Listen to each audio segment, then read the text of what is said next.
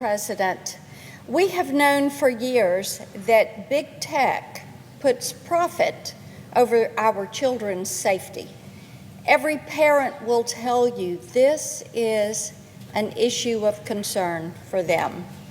Now, in the case of Meta, it has become clear that the tech giant is more interested in making a buck off of our kids than protecting them from predators, pedophiles, traffickers, and abusers. On Tuesday, the Senate Judiciary Subcommittee on Privacy, Technology, and the Law, which I chair, heard from two courageous former Meta employees who spoke about a deeply disturbing culture of deception at the company. They were among 6 whistleblowers, including 2 whistleblowers who currently work for Meta.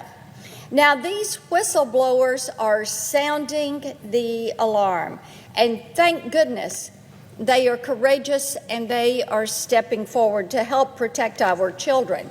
Now, their testimony included hundreds of pages of internal Meta documents, and this shows just how far Mark Zuckerberg has been willing to go to bury evidence showing that his platforms actually harm children. As I said, hundreds of pages of documents that show us and bear out how far Mark Zuckerberg will go to bury the evidence that his platforms harm children. 2 of the whistleblowers are former safety researchers for Meta. As part of their job, they would meet with families who used Meta products, which included Facebook and Instagram. Through their research, they hoped to learn how safe these products truly are. But as soon as they conducted the interviews and went through the process of reporting, what they figured out, Meta only hired them to check a box and appear as if the company was doing something about children's safety. While researching children's experiences on Meta's virtual reality headsets, they spoke with a family who revealed that one of their preteen sons had been sexually propositioned numerous times by sexual predators in the company's metaverse. Now think about this. These predators, who were virtual strangers, were going up to this child in virtual reality, and they were trying to groom him. Can you imagine if this was allowed to occur in the physical space? When it launched in 2021, Zuckerberg said that, and I'm going to quote from him, "In the metaverse, you'll be able to do almost anything you can imagine," end quote. Apparently, that included preying on children.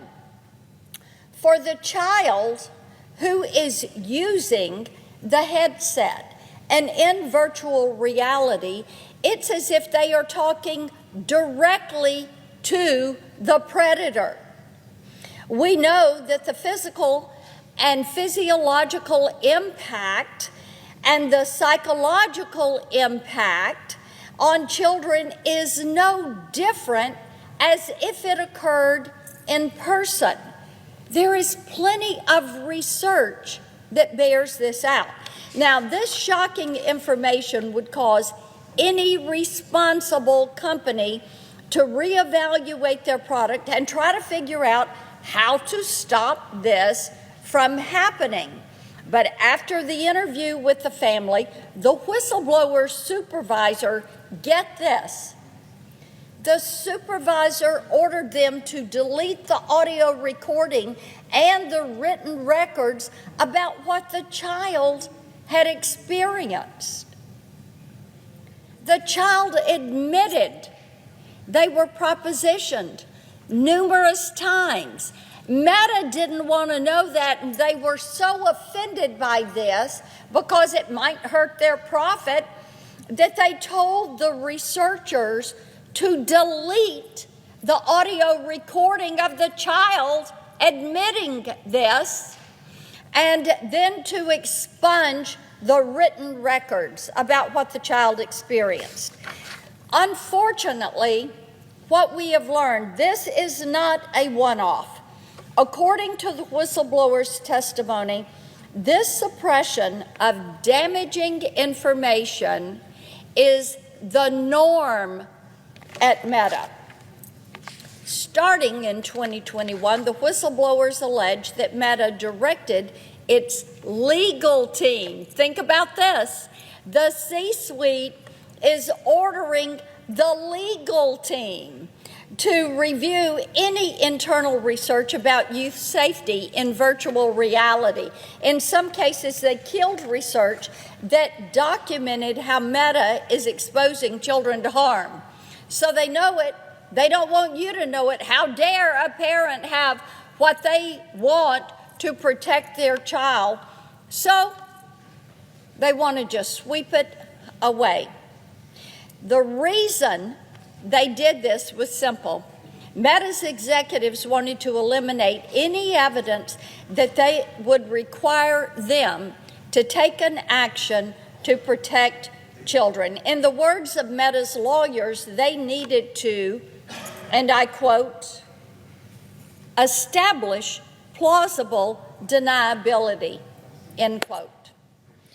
So in one case, Meta's lawyers advised that, and I quote again, due to regulatory concerns, end quote, the researchers should avoid collecting any information about how many children were using Meta's virtual reality devices. On paper, Meta said that children under the age of 13 were not allowed to use the devices. But in practice, employees estimated that some virtual rooms were up to 90% underage. One employee documented a time where they observed 3 children between the ages of 6 and 7 who were chatting with a much older man who was asking them where they lived.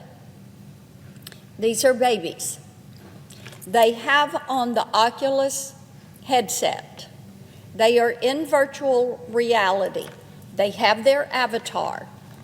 They think they're playing, but they're chatting with an avatar that's not a child. It's not a child their age. It is an avatar that is an older man, and he is trying to figure out where they lived. Now, the employee told Meta they knew that these were young children based on the sound of their voice. Yet, what did the company officials try to do? They tried to suppress this, to sweep it under the rug, to keep people from knowing this was happening. Meta executives told the researchers that they shouldn't refer to kids on the platform. Instead, they were told to refer to them as, get this, alleged minors with young-sounding voices who may be underage. Again, that is a direct quote. So let me ask you this. Does this sound like a company concerned about how its platforms expose children to predators and pedophiles? Or does it sound like a company that is doing everything possible to cover up this horrific abuse? With Meta and other tech platforms, we've seen this negligence over and over and over. Indeed, I have talked on this floor many times about this issue. Senator Blumenthal and I have talked tirelessly about this issue as we've held hearing after hearing. With their algorithms that the tech firms use, that Meta is using, What they are doing is creating what one of the researchers referred to as a playground for pedophiles. That's really sad. In the physical space, you'd be locked up for doing that. With their algorithms, they connect children with pedophiles, with drug dealers, with sex traffickers, with human traffickers, with pornography, and they flood their feeds with pro-suicide content. One of the platforms, Mr. President, even has music to commit suicide by. With their AI chatbots, they sexualize children in role-playing fantasies. With their design features that allow children to share their precise location on a map with any predator who can then go track them down. This abuse of our nation's children has absolutely got to come to an end. This has to stop. These tech companies have to be held to account. And this is why Senator Blumenthal and I have reintroduced the Kids Online Safety Act, which would hold big tech accountable and provide parents with tools, with safeguards, and with transparency to protect their children. The legislation would create a duty of care for online platforms to prevent specific threats to minors, including sexual abuse, illicit drugs, and the promotion of suicide and eating disorders. There's a reason this legislation was overwhelmingly bipartisan and received overwhelming bipartisan support. It passed out of the Senate last year on a 91-3 vote. It is time to pass this bill. When you think about it, Mr. President, in the physical world, we have laws on the books. You cannot endanger children. You cannot cause harm. You cannot sell alcohol and tobacco or expose them to pornography. We as a society have decided you protect children, and the laws that are on the books protect them. And it holds abusers, traffickers, and people that try to sell them products that will harm them. It holds them accountable. But in the virtual space, these tech companies have pushed forward with their armies of lawyers and lobbyists and deep pockets, and they have fought any regulation in the virtual space. Why is that? Because when our children are online, our children are the product. Tech companies see our children as a profit center.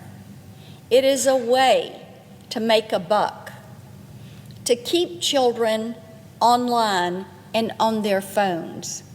Indeed, when some of the mental health studies of our children have looked at how long a teenager spends on their phone every day, 8 hours. 8 hours a day. Doom scrolling.